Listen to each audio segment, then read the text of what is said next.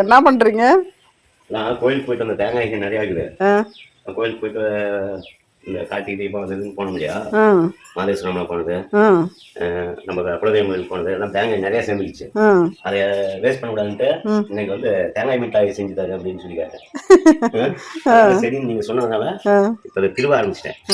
பாருங்க நிறைய தேங்காய் இருக்குது. கோயிலுக்கு போயிட்டு வந்த தேங்காய் இது வந்து இதுக்கு மேல விட்டா வேஸ்ட் ஆகி போயிடும். நல்லா திருவிக்கிட்டு இருக்கிறாரு.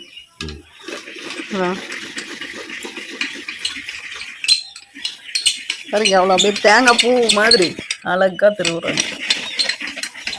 ஓகே, திருவுங்க. நானும் போய் அடுப்பை தூக்கிட்டா ரெடி பண்ணேன். சரி, அழகா திருவி முடிச்சாச்சு. ஓகே, பாரு 5 மூடி தேங்காய், 5 மூடி தேங்காயும் உள்ள வந்திருக்கு. பாருங்க, இது எவ்வளோ அழகா இருக்குதுங்க. பார்க்கறதுக்கே அவ்வளோ பூ மாதிரி பஞ்சாட்டம் இது. இதுதான் இந்த இது அருவாமனையில் திருவுறது. அவ்வளோ நல்லா இருக்கும். இதை வச்சு தேங்காய் பருப்பி செஞ்சிடலாமா? தேங்காய் மிட்டாய் செய்யலாமா, பருப்பி செய்யலாமா? தேங்காய் பருப்பி. ஓகே, ரெடி ஆயிடுச்சா? தேங்காய் பருப்பி செய்ய ரெடி ஆயிட்டாங்க. 5 மூடி தேங்காய் திருவி கொடுத்துட்டீங்க. இப்போ இதுல ஒரு 3 கப் சர்க்கரை எடுத்துக்கலாம். 3 கப் முழுகிற அளவுக்கு தண்ணி ஊற்றிக்கலாம்.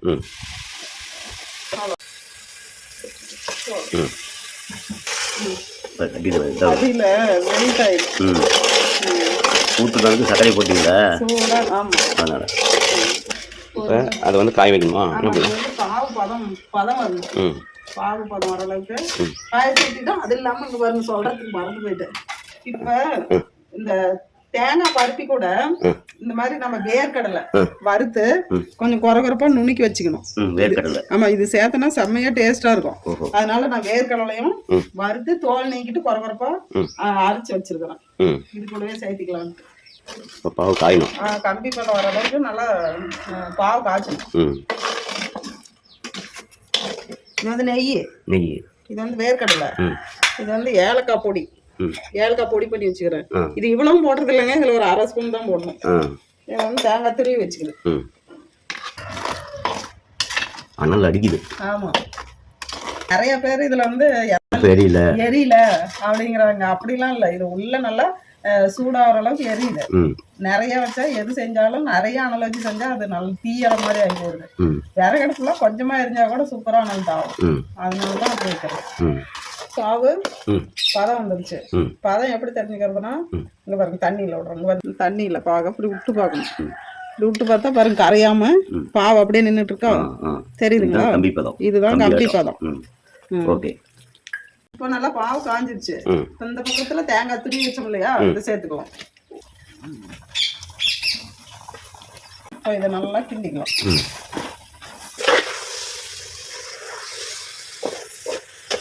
கம்மியாக மாதிரி தெரியுது. சரியா போயிடுமா?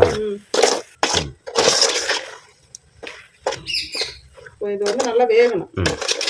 கடலைக்கொட்டை கொஞ்ச நேரம் இது வெந்த பின்னாடி போட்டுக்கலாம். ஆமா, கொஞ்சம் தண்ணி விடும் இல்லையா, தேங்காய் வறுத்து சேர்த்திக்கலாம். நான் வறுக்கல, அப்படியே சேர்த்திட்டேன். கொஞ்சம் நெய் போட்டு வறுத்தும் சேர்த்திக்கலாம் தேங்காய். அது நல்லா இருக்கும்.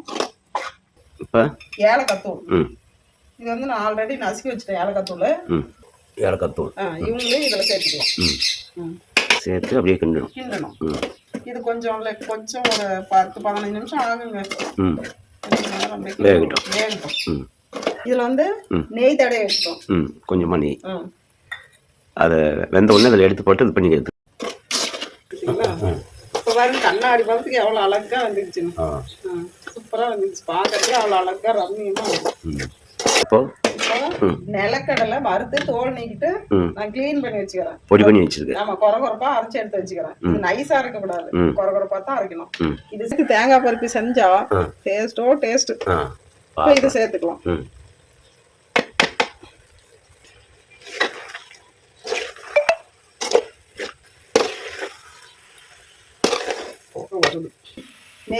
நெய் சேர்த்துக்கலாம். இந்த நெய் சேர்த்தனா நல்லா வாசம் கொடுக்கும்.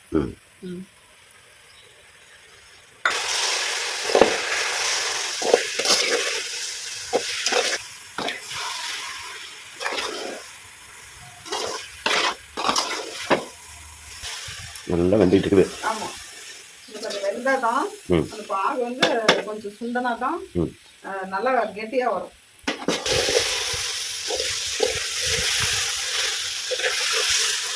வெந்துருச்சா? பாருங்க சூப்பராக ம் வெந்து வந்துருச்சு. ஸோ இந்த பக்கத்தில் எடுத்து வேறு தட்டத்தில் மாற்றி கொட்டிக்கலாம். ம் இந்த தட்டத்தில் மாற்றிக்கலாம். இதை எண்ணெய் தடம் வச்சு தட்டம். ம் இது வந்து சமப்படுத்தி அழுத்திக்கணும். ம் போட்டதை கட் பண்ணணும்.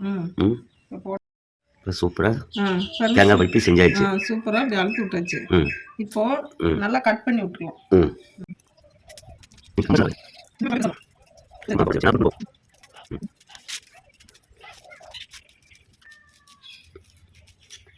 ஓகே சூப்பராக தேங்காய் பருப்பி ரெடி ஆயிடுச்சு. சூப்பராக தேங்காய் பருப்பி ரெடி ஆயிடுச்சு.